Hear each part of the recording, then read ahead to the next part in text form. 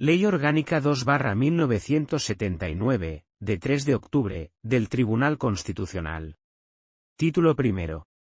Del Tribunal Constitucional. Capítulo 1. Del Tribunal Constitucional, su organización y atribuciones. Artículo primero. 1. El Tribunal Constitucional, como intérprete supremo de la Constitución, es independiente de los demás órganos constitucionales y está sometido solo a la Constitución y a la presente Ley Orgánica.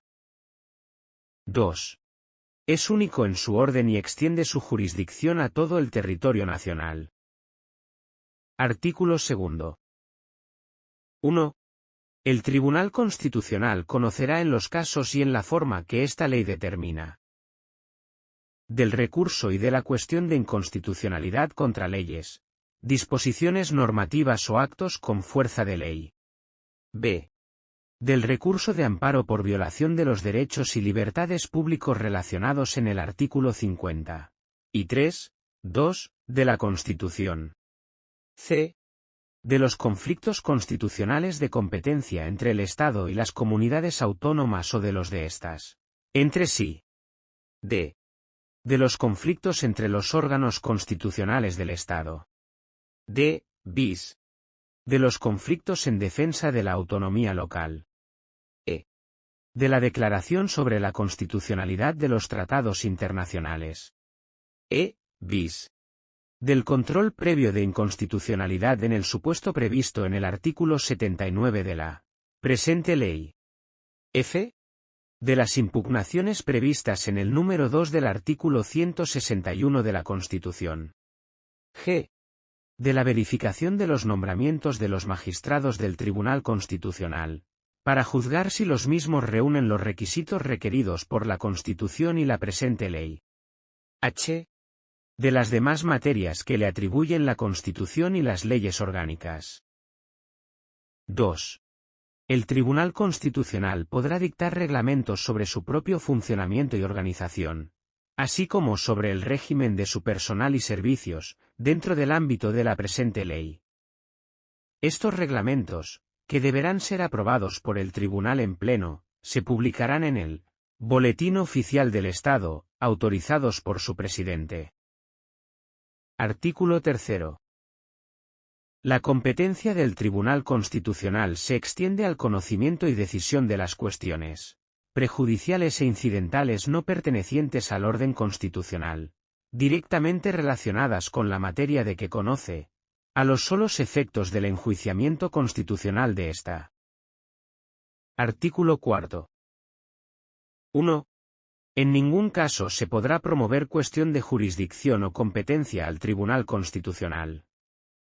El Tribunal Constitucional delimitará el ámbito de su jurisdicción y adoptará cuantas medidas sean necesarias para preservarla, incluyendo la declaración de nulidad de aquellos actos o resoluciones que la menoscaben. Asimismo podrá apreciar de oficio o a instancia de partes su competencia o incompetencia. 2. Las resoluciones del Tribunal Constitucional no podrán ser enjuiciadas por ningún órgano jurisdiccional del Estado. 3. Cuando el Tribunal Constitucional anule un acto o resolución que contravenga lo dispuesto en los dos apartados anteriores, lo ha de hacer motivadamente y previa audiencia al Ministerio Fiscal y al órgano autor del acto o resolución. Artículo 5.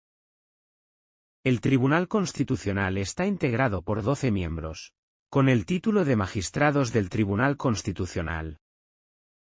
Artículo 6. 1. El Tribunal Constitucional actúa en pleno, en sala o en sección. 2.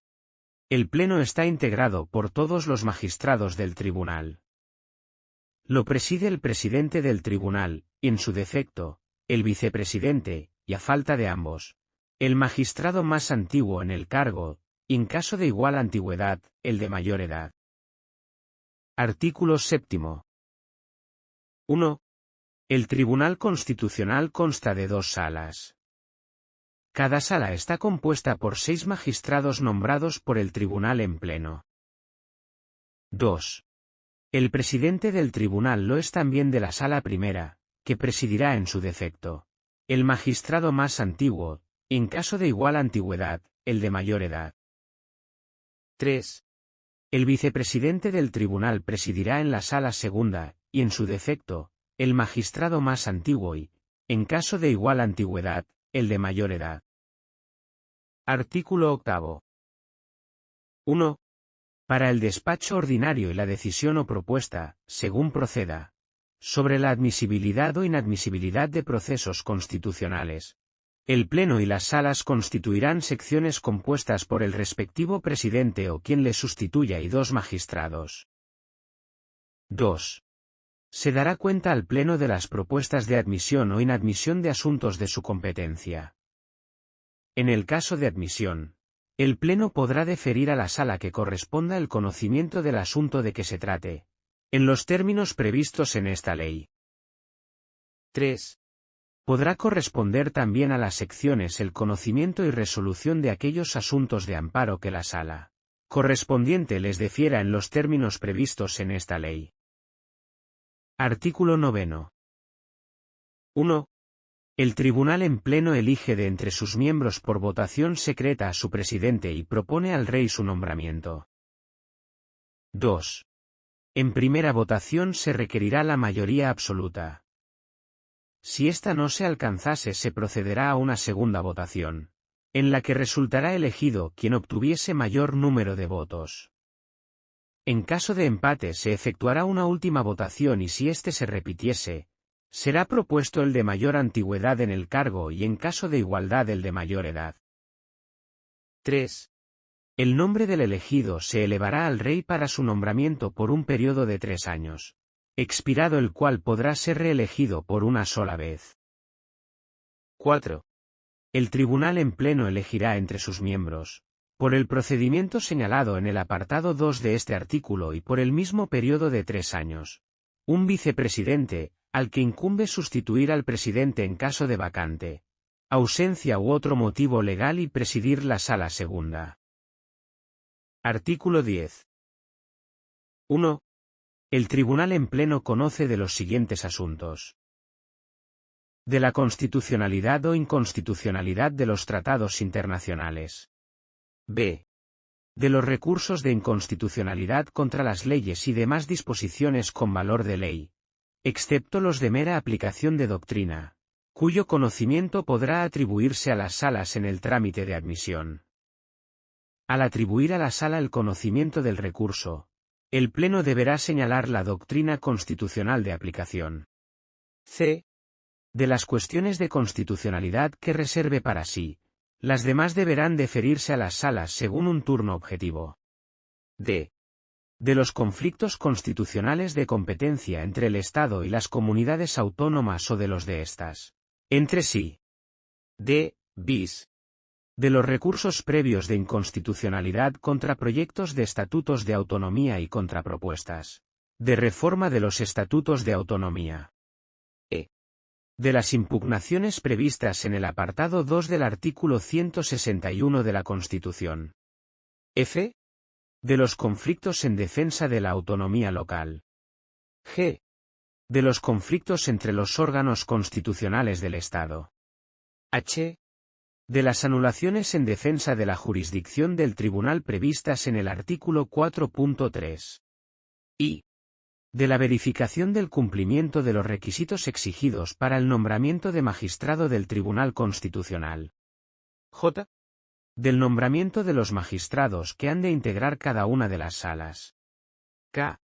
De la recusación de los magistrados del Tribunal Constitucional. L. Del cese de los magistrados del Tribunal Constitucional en los casos previstos en el artículo 23. M.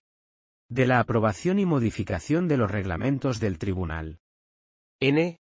De cualquier otro asunto que sea competencia del Tribunal pero recabe para sí el Pleno, a propuesta del presidente o de 3 magistrados, así como de los demás asuntos que le puedan ser atribuidos expresamente por una ley orgánica.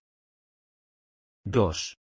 En los casos previstos en los párrafos D, E y F del apartado anterior, en el trámite de admisión la decisión de fondo podrá atribuirse a la sala que corresponda según un turno objetivo. lo que se comunicará a las partes. 3. El Tribunal en pleno, en ejercicio de su autonomía como órgano constitucional, elabora su presupuesto, que se integra como una sección independiente dentro de los presupuestos generales del Estado. Artículo 11. 1.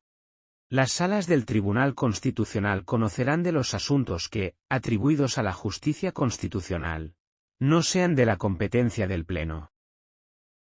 2. También conocerán las salas de aquellas cuestiones que, habiendo sido atribuidas al conocimiento de las secciones, entiendan que por su importancia deba resolver la propia sala. Artículo 12. La distribución de asuntos entre las salas del tribunal se efectuará según un turno establecido por el Pleno a propuesta de su presidente. Artículo 13. Cuando una sala considere necesario apartarse en cualquier punto de la doctrina constitucional precedente, sentada por el tribunal, la cuestión se someterá a la decisión del Pleno. Artículo 14. El tribunal en pleno puede adoptar acuerdos cuando estén presentes, al menos, 2/3 de los miembros que en cada momento lo compongan. Los acuerdos de las salas requerirán asimismo la presencia de 2/3 de los miembros que en cada momento las compongan. En las secciones se requerirá la presencia de 2 miembros, salvo que haya discrepancia, requiriéndose entonces la de sus 3 miembros. Artículo 15. El presidente del Tribunal Constitucional ejerce la representación del tribunal, convoca y preside el tribunal en pleno y convoca las salas. Adopta las medidas precisas para el funcionamiento del tribunal, de las salas y de las secciones. Comunica a las cámaras, al Gobierno o al Consejo General del Poder Judicial, en cada caso, las vacantes. Nombra a los letrados.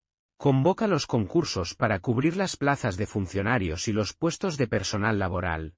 Y ejerce las potestades administrativas sobre el personal del tribunal.